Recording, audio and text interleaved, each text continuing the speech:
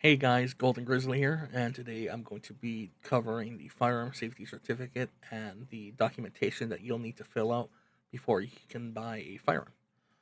So, something to note is you should be buying firearms through the legal ways only, simply because an unregistered firearm puts everyone at risk.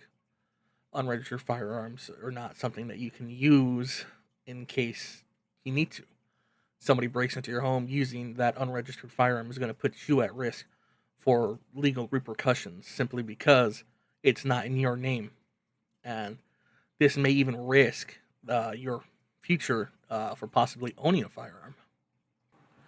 So, something to note about purchasing firearms, there's going to be a few differences between the different types of firearms you purchase. For example, black powder pistol or black powder weaponry typically has no waiting period.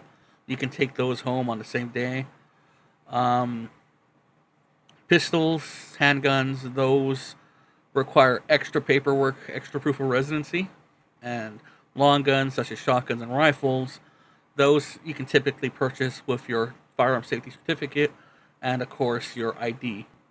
So when it comes to purchasing a firearm, it's going to be a lot easier for a U.S. citizen. Um, but if you are a permanent resident in the state of California, you can typically use your I-94 paperwork or your alien registration paperwork. That should contain a number that you can then give to the gun dealer that you're working with to purchase a firearm.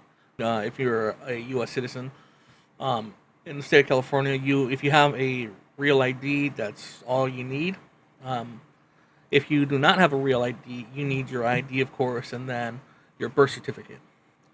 To prove residency, you can use a few different things. You can use your fishing license. You can use a utility bill. You can also then use a car registration. Those are just some choices that you can use. I'm sure there are many more that you can look up and even be recommended by a FFL dealer. This is the Firearm Safety Certificate study guide published by California Department of Justice. Basically, goes over all the safety guidelines that you need to know when owning a firearm in the state of California. Basically, it goes over different things such as if you have kids around, what kids should do if they find a firearm. So I do recommend looking through it, especially before you take that safety test. Um, so see right here, it shows you different ways how to lock weapons such as revolvers. When it comes to revolvers, you typically lock them through the cylinder. As for mag-fed weapons, you're typically going to lock them through the magwell. Uh, Another thing to note is that there are some self-test sections that you should go over before taking the test. See right here, there are 6 questions. Answers are at the bottom. For the safety test, it's about 30 questions, if I remember correctly. You can miss about 5 of them, so it is good to just go over this right before you take your test. So, in taking the firearm safety test, you're allowed 2 chances, of course. The first being when you first take it, and the second, there is at least a 24-hour period where you cannot retake that test. Of course, if you do miss more than what you're able to miss, the gun shop owner, will cover what you missed and provide you this study guide, which is why I'm providing it right now. That way you're prepared.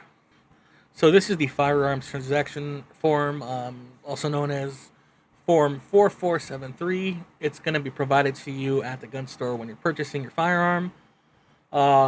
This is going to be done after you've chosen the firearm you're going to purchase and after you complete your certificate. So basically, it's going to ask you a bunch of questions about yourself, your name, your address, date of birth, all that. Um, and then it's going to be followed up by a few questions, as you can see near the bottom.